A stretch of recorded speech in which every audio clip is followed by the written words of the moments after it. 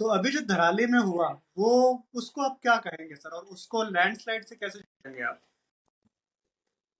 देखिए धराली, मैं आपको बताता हूँ और सर कि साथ में ये, हर्षिल वैली को भी अगर आप जोड़ दें साथ में सर, बिकॉज वहां हाँ पर भी इकट्ठा ही कुछ हुआ था जी। हाँ हाँ, ये भागीरथी रिवर जो गंगोत्री से आती है, गौमुख से आती है, उसके जब वो नीचे की तरफ आती है, उत्तरकाशी की ओर आती है, तो उसके दोनों तरफ से छोटे ऐसे गाढ़ गधेरे मिलते रहे उसमें। लोकल भाषा में गाढ़ गधेरे बोलते हैं पहाड़ में। छोटी जी छोटी नदी नाले इसमें मिलते रहते हैं, अलग अलग साइज के। जी और ये पूरा क्षेत्र जो है उच्च हिमालय में पड़ता है। हिमालय की 3 भाग हैं, उच्च हिमालय, मध्य हिमालय और लोअर हिमालय, शिवालिक। जी तो ये पूरा भाग जो है उच्च हिमालय में पड़ा है। और उच्च हिमालय का जो उत्तरी भाग है वो तो पूरा बर्फ से आच्छादित है, वो तो बर्फीला है। जी और तमाम उच्च क्षेत्र से ग्लेशियर उद्गमित होते हैं, ग्लेशियर जी आते हैं वहां से। अब ये जो खीर गंगा है, ये भी भागीरथी की एक छोटी सी सहायक नदी है। और इसका जी उद्गम क्षेत्र जो है वो बर्फ से आच्छादित है। और वहां पर ग्लेशियर है, जी छोटे मोटे ग्लेशियर है।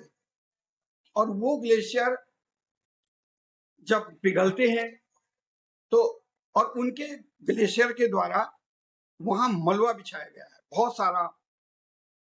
अपरदन के द्वारा बहुत सारी मटेरियल, मतलब जिसको हम बोलते हैं मोरेन, हिमोड। हिंदी में हिमोड बोलते हैं, इंग्लिश में मोरेन बोलते हैं। जी मोरेन वो पदार्थ है, जैसे नदी बहा करके लाती है ना, तो नदी जी डिपॉजिट करती है एलुवियल, कोलुवियल, इस तरह का मटेरियल डिपॉजिट करती है।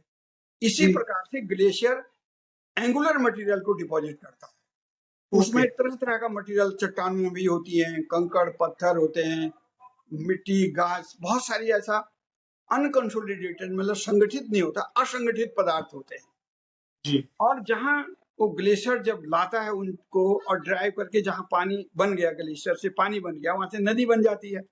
तो जहां जी पर वो छोड़ देता है उस मटेरियल को, उसको करते हैं टर्मिनल मोरेन बोलते हैं उसको, अंतिम ओके हिमोड, अंतिम। तो जी बहुत बड़ा ढेर वहां पर बन जाता है जी अवसादों का। वो जो कंकड़ पत्थर हैं वो वहां पर जमा जी हो।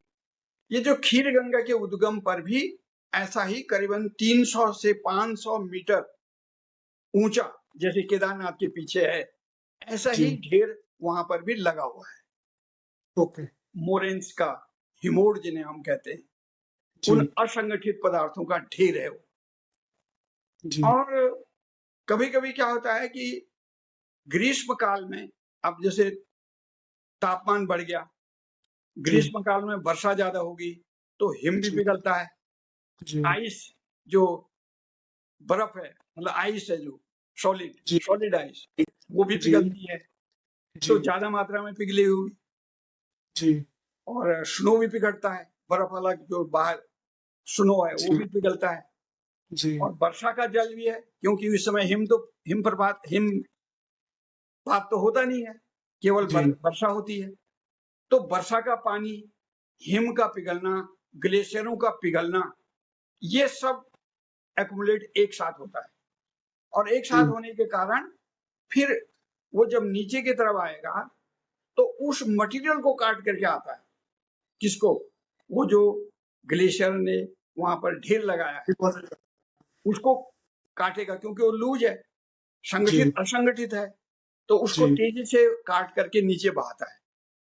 जी अब यहाँ पर क्या हुआ होगा, तो अब कभी कभी क्या होता है कि ग्लेशियर में अगर कोई झील बन गई और झील टूट गई, तो वो झील उस मटेरियल को लेके आ जाएगी नीचे को, और बहुत जी तेजी से आएगी। जैसे केदारनाथ में हुआ, केदारनाथ जी में चौड़ाबाड़ी ताल टूटा, तो चौड़ाबाड़ी ताल उसी मोरेन पर बना हुआ था, तो वो पूरा टूटा तो वो मटेरियल लेके नीचे आया।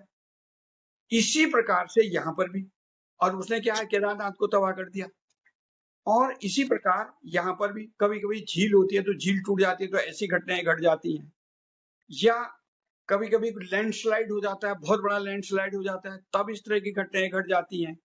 और लैंडस्लाइड होने से कभी-कभी क्या होता है, लेक बन जाती है, कहीं रुकावट हो गई नदी में, तो तब वो टूटता है, तो उस तरह की घटना हो जाती है। तो उसको हम आउटलेट बर्स्ट फ्लड कहते हैं। और जी ग्लेशियर लेक फ्लड मैंने कल भी समझाया था, वो ग्लेशियर लेक आउटबर्स्ट है, वो भी बन जी जाता है। जी अब यहाँ पर ऐसा नहीं हुआ, यहाँ न तो कोई लेक बनी, हम्म, न ही कोई इस तरह का लैंडस्लाइड का कोई एविडेंसेस अभी तक किसी ने रिपोर्ट किए हैं। तो यहाँ क्या हुआ? तो मैंने इसका कारण ढूंढा, पूरा सोचा समझा मैंने। यहाँ क्या हुआ है कि जो ग्लेशियर होता है, ग्लेशियर में ऐसे ट्रांसवर्स आर पार, जी हिमानी के आर पार क्रिवासेस होते हैं, बड़े बड़े क्रिवास बन जाते हैं, बड़े बड़े गड्ढे बन जाते हैं। और ठीक वो है। जब ढाल के अनुरूप वो क्रिवास ऐसे रोल करते हुए नीचे आते हैं। और जी जब तापमान का असर ज्यादा होता है, मेल्टिंग की स्थिति ज्यादा आती है, बारिश के कारण उन दरारों में पानी भरता है, पिघलता है, तो वो टूट करके चटक करके नीचे गिरते हैं। जी क्रिवास कहते हैं उसको, जी हिमानी क्षेत्रों में उसको क्रिवास बोलते हैं। और आइस की दरारें हैं, बहुत बड़ी बड़ी दरारें हैं। कभी आप अच्छा देखना ग्लेशियर में, तब वो दरारें आपको नजर आएंगी। तो जी वो दरारों में वो कोई ऐसा आइस रॉक टूट करके मेन ग्लेशियर में गिरी होगी। जी और मेन ग्लेशियर में तो है ही मलिवा, तमाम तरह तरह की चीजें हैं।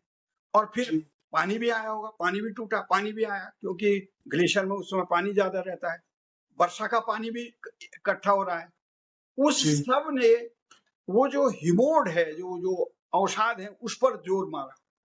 जी और वो मटेरियल बहुत तेजी से, फोर्स से, क्योंकि वहां पर ढाल बहुत तीव्र है, नदी का ढाल, ग्लेशियर का ढाल बहुत तीव्र है। तो ग्रेडियंट जिसे हम कहते हैं, नदी का ग्रेडियंट बहुत तीव्र है।